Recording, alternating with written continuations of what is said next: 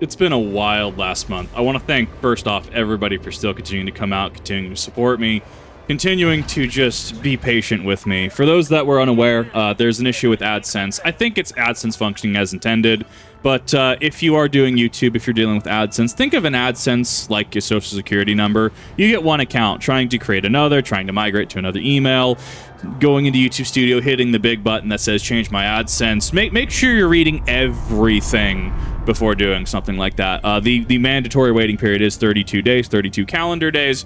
Saving someone a headache, you're welcome. So I wanted to kind of just address that there's a couple things that I really don't feel like I ever want to do. And it's going to be a negative thing. Kip's going to be grandstanding. No, nothing actually in that capacity. So what I wanted to talk about specifically is something that I personally just don't feel is legit, at least if I were to do it, right? I can't speak towards others. I'm not grandstanding on this. Others I hear do it, and honestly, good on them. I'm sure they make a good business model doing it. So what, of course, I'm talking about is just paywalling content in general.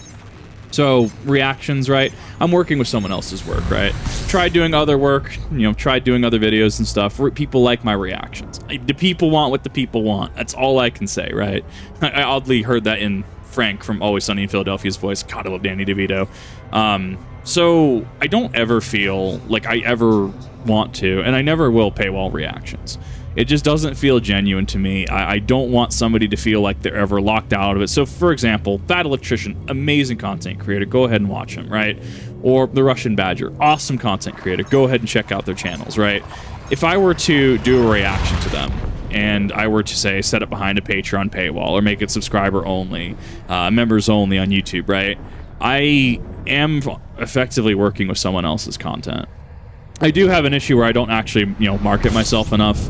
That comes from the core fundamental philosophy of I want everything that I do to be easily accessible. There was an Animal Crossing channel, I can't remember the name offhand, that I came across recently that, literally was like, yeah, here's the software to make, a dot code for an e-reader, right? Here's this. Yeah, these are publicly accessible. And to find another creator that just has that same mentality, I was absolutely floored and had nothing but respect for them. So you will never see a reaction paywalled, right? It might take me a while to get to some things. Some things I may or may not even react to, but I don't ever feel like it's necessary for me to paywall something. So, I mean, do with that information as you will, and obviously have an opinion, if you will, right? If you're, okay with React content being paywalled and other creators do it, that's perfectly fine. If you're like, yeah, that's a little bit of a morally gray area, generally err on the side of not to, you're entitled to your opinion. I personally, and I can only speak on myself, won't ever paywall reaction. Which kind of leads into, I always feel bad, if not even guilty, about trying to monetize stuff. So I obviously have Ko-fi and I obviously have Patreon, right? And a lot of people are moving over to Ko-fi right now because of some of Patreon's new TOS that came out for some specific kinds of content. And I want to stress that you should never feel obligated to say sub on Twitch. You should never feel obligated to do something, right? You, at the end of the day, need that $7.99 probably more than I do, right? Sure, I have my bottom line. Sure, I have bills I want to do and pay and stuff, right? There's cool stuff I'd love to get an M200 Shade Attack intervention at some point. It's a big hefty purchase, don't get me wrong, big honking purchase. But I mean, things like that, right? But you know your own financial situation better, and especially when we have prices like YouTube Premium that are rising, Twitch subs that are rising in price, that's fine. The reason I have Ko-fi, the reason I did the Ko-fi Patreon split is not because I ever expect someone to engage with both of those. It's an option, right? And so I've debated for some time trying to, engage with YouTube memberships, or I've tried to think about turning on super thanks, whatever it is on YouTube, right? And I've debated on it, seriously. I hesitate because I don't want people to feel like I'm just trying to shill for, random money and stuff like that, because I'm fine working. I like coming on Twitch. I like doing videos. I don't really hit the algorithm in a lot of ways, but I mean, at the end of the day, I just need to make better content, clearly, right? I guess there is a luck factor, but I always disqualify luck as a factor, right? If I were going to be a lot bigger, I'd probably be a lot bigger by now. But I've come a long way, to be fair, in just a single year. And thank you, everybody, for being along on this journey. So, I mean, I kind of open it up to people. I mean, is monetization seen as this, well, now you have a Patreon, now you have this, it doesn't make your creators feel less genuine, in your opinion? I could open up YouTube memberships. I could have funny little badges and stuff that I could commission, like over on Fiverr. We could get something like that going, right? So, hey, why do you have this funny little badge? Oh, it's actually because I'm a member of the Kip Reacts channel, right? Things like that. And, I would like to get to a point where I can, work on Twitch a lot more. There's a lot of games that I really want to get through. The issue is that React content, having to balance that, having to balance life, having to balance, because managing one channel already is quite a feat, and I'm sure others can attest to that. No less several channels, right? That's why there's been sporadic uploads on some of the other channels. VODs, they just don't do anything, so I'm sorry I've been kind of lax on those. But I mean, wink wink, plug for my Twitch. In regards to multi-streaming, I physically can't do that. I'm sorry, that's an Idaho internet issue. Until I move out to a place that's not Idaho with better internet, preferably fiber, I physically cannot multi-stream.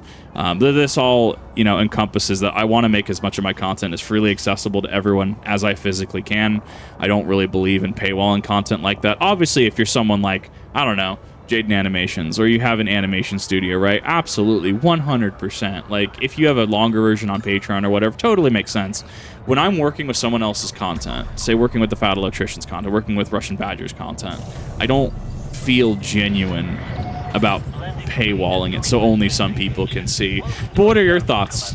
Do you think that this is just moral grandstanding? Do you think that there is, some kind of validity in this? Do you think that that's a very noble or very jaded view to have? And also, as far as YouTube membership is concerned, would you be open to that as far as, hey, it'd be kind of cool to have some kind of other avenue? And that's why did Ko-fi and Patreon split. Not because I ever expect anyone to engage with both.